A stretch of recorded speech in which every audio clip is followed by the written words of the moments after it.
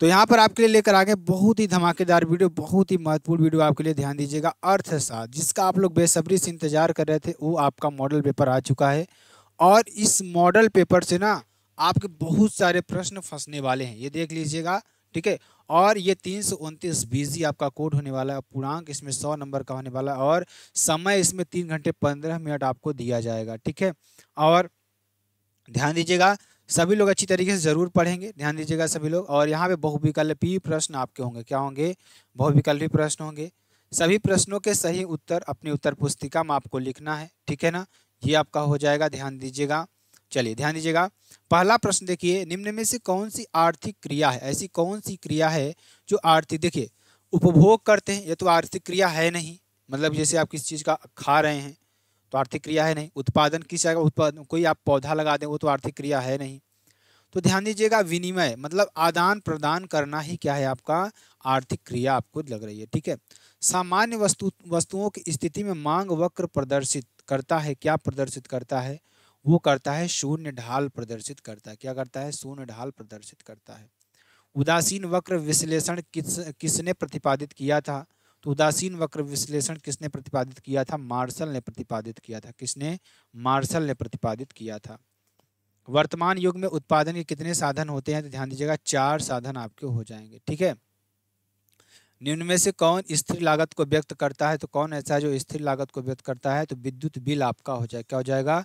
विद्युत बिल आपका हो जाएगा। आयकर कौन लगाता है? तो आयकर आपकी केंद्र सरकार लगाती है। क्या लगाती है? केंद्र सरकार लगाती है। ठीक है ना। मुद्रास्फीति को नियंत्रित करने हेतु बैंक दर क्या होगी? तो मुद्रास्फीति को नियंत्रित करने हेतु बैंक दर आपकी क्या होती है? शून्य की जाती है। क्या की जाती है? शून्य की जाती है। ठीक है, एमपीएस बराबर 0.4, एमपीसी क्या होगी? तो आपका क्या हो जाएगा? 60% आपका हो जाएगा। ठीक है, चलिए।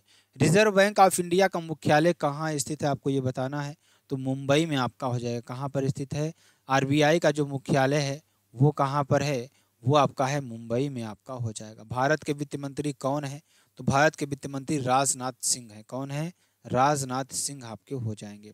अति लघुत्तरीय प्रश्न की बात करेंगे, सूक्ष्म अर्थशास्त्र क्या है? आपको ये बताना है। तो चलिए इसके बारे में समझते हैं और एकदम बेहतरीन तरीके से आपको बताने का प्रयास करेंगे।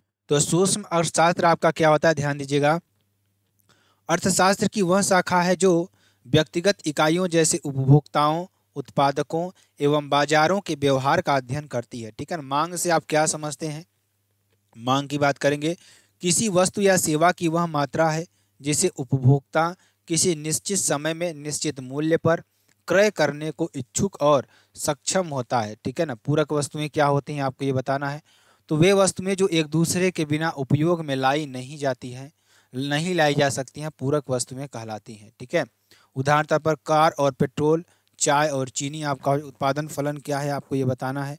उत्पादन फलन की बात करेंगे, उस संबंध को दर्शाता है जिसके द्वारा विभिन्न उत्पादन कारकों, भूमि, श्रम से उत्पादन की मात्रा प्राप्त होती है। जैसे Q बराबर एफ इंटू यल के आर टी। यहाँ पे Q क्या है? उत्पादन है, यल श्रम है, के पूंजी है और आर भूमि है, टी तकनीक आपका हो जाएगा। ठीक है ना। पूर्ण रोजगार से आप क्या समझते हैं? तो जब किसी अर्थव्यवस्था में सभी इच्छुक एवं योग्य श्रमिकों को रोजगार मिल जाता है तो उसे पूर्ण रोजगार कहा जाता है। ठीक है ना। मुद्रा क्या होती है? मुद्रा के बारे में आपको बताना। मुद्रा वह माध्यम है जिसे वस्तुओं और सेवाओं के क्रय विक्रय, मूल्य मापन, भविष्य के भुगतान तथा धन के भंडारण के लिए स्वीकार किया जाता है। उदाहरण तौर पर जैसे सिक्के हो गया, नोट हो गया, डिजिटल मुद्रा आपकी हो जाएगी। सरकारी बजट से क्या अभिप्राय है? आपको ये बताना है। तो सरकारी बजट देखिए, किसी वित्तीय वर्ष के लिए सरकार की अनुमति आय और व्यय का एक दस्तावेज होता है। अनैच्छिक बेरोजगारी क्या होती है? इससे क्या अभिप्राय है? आपको ये बताना है। तो जब कोई व्यक्ति काम करने की योग्यता और इच्छा रखते हुए भी रोजगार नहीं पाता तो उसे अनैच्छिक बेरोजगारी कहा जाता है। लघुत्तरीय प्रश्न की बात करेंगे, ध्यान दीजिएगा। मांग के प्रमुख निर्धारक तत्वों की व्याख्या कीजिए। तो मांग क्या होती है? ध्यान दीजिएगा, कोई मांग को कई कारक प्रभावित मांग को कई कारक प्रभावित करते हैं, जिसमें प्रमुख है वस्तु का मूल्य। वस्तु का मूल्य बहुत ज़्यादा प्रभावित करता है। किसी वस्तु का मूल्य जो है बहुत ज़्यादा हो गया तो उसकी जो डिमांड हो जाती है कम हो जाती है। अगर कम हो गया तो जानना ही आपको आवश्यकता के आधार पर होता है। ठीक है ना। यदि वस्तु की कीमत बढ़ती है तो मांग घटती है। और यदि कीमत घटती है तो मांग बढ़ती है। ठीक है, आपका ये हो जाए। उपभोक्ता की आय की बात करेंगे। उपभोक्ता की आय बढ़ने पर सामान्य वस्तुओं की मांग बढ़ती है और घटने पर कम हो जाती है। पूरक एवं प्रतिस्थापन वस्तुएं, पूरक वस्तुओं जैसे कार और पेट्रोल की कीमत बढ़ने पर मांग घटती है, जबकि प्रतिस्थापन वस्तुओं जैसे चाय और कॉफी की कीमत बढ़ने पर मांग बढ़ती है। उपभोक्ता की अभिरुचि पर प्राथमिकताएं, यदि किसी वस्तु का फैशन या लोकप्रियता बढ़ती है तो उसकी मांग भी बढ़ती है। भविष्य की अपेक्षाएं, यदि उपभोक्ता को लगता है कि भविष्य में कीमतें बढ़ेंगी तो वर्तमान में मांग अधिक होगी। सीमांत उत्पादन और औसत उत्पादन ज्ञात कीजिए। सीमांत उत्पादन की बात करेंगे, यह दर्शाता है कि किसी उत्पादन कारक जैसे श्रम की एक अतिरिक्त इकाई जोड़ने से कुल उत्पादन में कितना परिवर्तन होता है। डेल्टा पी बराबर डेल्टा टी पी अपान delta L. Delta T P बराबर क्या, कुल उत्पादन, एल का हो जाएगा श्रम आपका हो जाएगा। औसत उत्पादन की बात करेंगे, यहाँ प्रति श्रमिक औसत उत्पादन को दर्शाता है, यानी कि सूत्र ए पी बराबर टी पी अपान एल आपका हो जाएगा। ठीक है ना, क्या हो जाएगा, टी पी अपान एल आपका हो जाएगा। और M P is greater than A P होता है तो ए पी बढ़ता है, M P is less than A P होता है तो ए पी घटता है, एम पी बराबर ए पी होता है तो ए पी अधिकतम होता है। पूर्ण प्रतियोगिता क्या है, इसकी प्रमुख विशेषताओं पर प्रकाश डालिए। तो पूर्ण प्रतियोगिता की बात करेंगे, एक बाजार संरचना है जिसमें कई विक्रेता और खरीदार होते हैं और कई भी बाजार को नियंत्रित नहीं कर सकता। विशेषताएं की बात करेंगे, अधिक संख्या में खरीदार एवं विक्रेता, बाजार में कई विक्रेता और खरीदार होते हैं। समरूप उत्पाद की बात करेंगे, सभी फर्में एक ही प्रकार का सामान बेचती हैं। मूल्य नियंत्रण का अभाव की बात करेंगे, कोई भी विक्रेता या खरीदार कीमत को नियंत्रित नहीं कर सकता। मुक्त प्रवेश और निर्गमन की बात करेंगे, बाजार में नई कंपनियां आसानी से प्रवेश कर सकती हैं और बाहर निकल सकती हैं।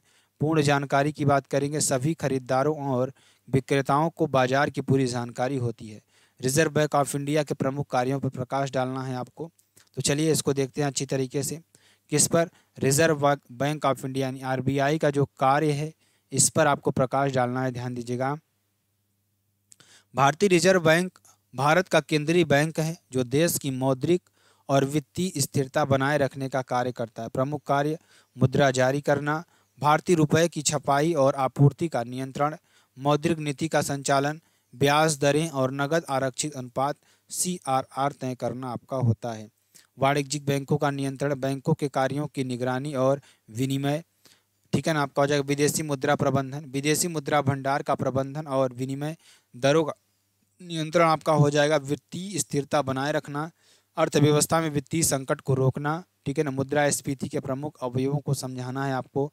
तो मुद्रास्फीति की बात करेंगे का अर्थ है किसी अर्थव्यवस्था में एक निश्चित समय में प्रचलित मुद्रा की कुल मात्रा, इसके प्रमुख अवयव हैं।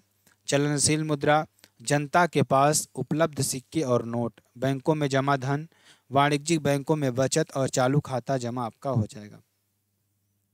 अल्पकालिक वित्तीय साधन की बात करेंगे, ट्रेजरी बिल, वाणिज्यिक पत्र आदि आपका हो जाएगा। क्रेडिट मनी की बात करेंगे, चेक, डेबिट कार्ड और डिजिटल भुगतान प्रणाली आपका हो जाएगा। प्रत्यक्ष कर का अर्थ लिखिए, इसके प्रमुख लाभों पर प्रकाश डालिए। प्रत्यक्ष कर की बात करेंगे, वह कर जो व्यक्ति या संस्था की आय, संपत्ति या लाभ पर सीधे लगाया जाता है। उदाहरण तौर पर आयकर, इनकम टैक्स, निगम कर, संपत्ति कर आपका हो जाएगा। प्रत्यक्ष कर के प्रमुख लाभ, आर्थिक समानता, उच्च आय वालों से अधिक कर लेकर सामाजिक न्याय को बढ़ावा देता है।